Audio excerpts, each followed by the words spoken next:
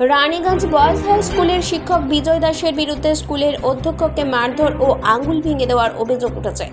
ঘটনার বিষয়ে স্কুলের অধ্যক্ষ প্রতিম চ্যাটার্জি বলেন, 2014 সালে বিজয় দাস স্কুলে নিয়োগ পাওয়ার পর থেকে তিনি এবং তার স্ত্রী পাপিয়া মণ্ডল স্কুলে আতঙ্কের পরিবেশ তৈরি করেছেন।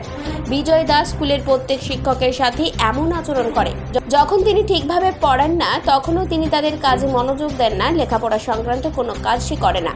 আজও তাকে ক্লাস করতে বললে সে তাকে ধাক্কা দিয়ে তার আঙুল ভেঙে দেয়। প্রতিম চ্যাটার্জি আরও বলেন যে বিজয় দাস স্কুলের পরিবেশ এতটাই নষ্ট করেছে যে 2017 সালে তিনি স্কুলের কিছু শিক্ষককে আক্রমণ করার জন্য স্কুলের কিছু ছাত্রকে প্ররোচিত করেছিলেন। তিনি আজও যখন তাকে ক্লাসে যেতে বলা হয়, জিজ্ঞাসা করা হলে তারা প্রথমে তাকে বুকে আঘাত করে এবং তারপরেই তার আঙুল ভেঙে দেয় এবং এই সব করা হয়েছিল স্কুলের শিক্ষকদের সামনে। তিনি বলেছিলেন যে ইতিমধ্যেই তার বিরুদ্ধে একটি এফআইআর দায়ের করা হয়েছে। তিনি বলেন, তিনি প্রধান শিক্ষক হিসেবে আসার আগেও বিজয় দাস নাকি এই ধরনের কর্মকাণ্ড করে আসছিল। প্রতিম চট্টোপাধ্যায় জানিয়েছেন যে তিনি ঊর্ধ্বতনদের জানিয়েছেন যে বিজয় দাসের কর্মকাণ্ডের কারণে তার পক্ষে স্কুল চালানো খুবই কঠিন হয়ে পড়েছে। এই ঘটনায় রানীগঞ্জ থানায় একটি এফআইআর দায়েরও করা হয়েছে। আজকে নতুন কিছু ঘটনা, এটা নিত্য নৈমিত্তিক। আমাদের যত স্টাফ আছে আমাদের টোটাল স্কুলে বিদ্যালয়ে 2000 ছাত্র এবং পার্মানেন্ট স্টাফ হচ্ছে 39।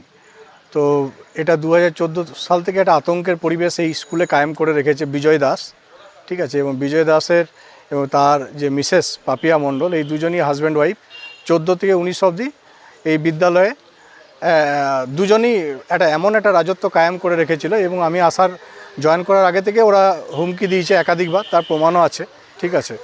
এবং প্রতিদিনই প্রত্যেক শিক্ষক শিক্ষিকায় একটা আতঙ্কের মধ্যে থাকে।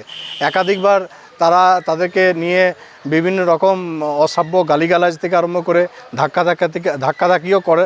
এবং মাস দুয়েক আগে আমরা একটা এফআইআরও করেছিলাম। এবং আজকে সে একই ঘটনা পুনরাবৃত্তি, যে ক্লাস করতে যেতে বলাতে বিজয় দাস এলো, বুকে প্রচণ্ড জোরে মারলো প্রথমে, ঠিক আছে, তারপরে ধাক্কাধাক্কি করলো, তারপরেতে আবার আঙুলটা ধরে ভেঙে দিল সব শিক্ষকদের সামনেই এটা। এবং ওনার আরেকটা হচ্ছে, উনি যেহেতু বাংলা ভাষার শিক্ষক, ভাষা দিয়ে ছাত্রদেরকে এমনভাবে মোটিভেট করে। 2017 সালেও কিছু ছাত্রকে ভুল বুঝিয়ে আমাদের এই বিদ্যালয়েরই শিক্ষকদের উপরে হামলা করেছিল, ঠিক আছে। ওটা ওর অভ্যেস। আজকেও যথারীতি নিজে মারবে, নিজে মারধর করবে, একটা আতঙ্কের পরিবেশ করে।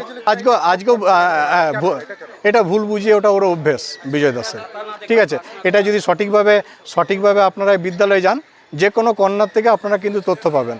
সঠিক সময়ে খাতা নেয়নি, শুদ্ধ খাতা দেখা তো দূরের কথা, খাতা নেয় না। মার্কশিট ডিস্ট্রিবিউশনের সময় মার্কশিট ডিস্ট্রিবিউশন করে না এবং গার্জেনদেরকে এবং ছাত্রদেরকে ভুল বুঝিয়ে আসছে কিছু ছাত্র, কিছু গার্জেন।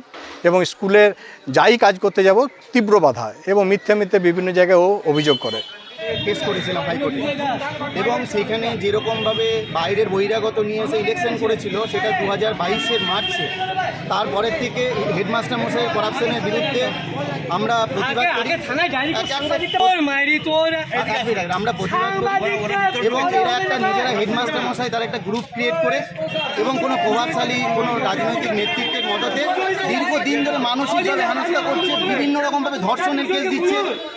2024-এর মার্চে 2023-24 মার্চে আমার নামে একটা এফআইআর করা হয়েছিল। আমি এসে বলি। রানীগঞ্জ থেকে সঞ্জয় যাদবের রিপোর্ট, 99 নিউজ বাংলা।